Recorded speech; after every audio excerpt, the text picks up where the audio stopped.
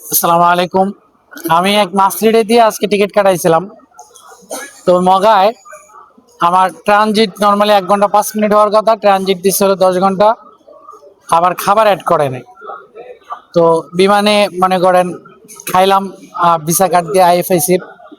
তো সেখানে প্রায় $7 উপরে কাটার কথা, বাট আইসা দেখি, নেটে আইসা দেখি যে ওইটা কাটে নাই, মানে ওইটা রিফান্ড করছে, ব্যাংক থেকে অফার পাইছি।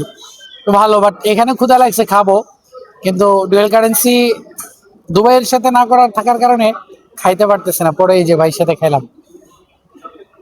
ভাই কই যাচ্ছেন? সৌদি আরব ভাই। সৌদি আরব কোন জায়গায় থাকেন? কাসিমে।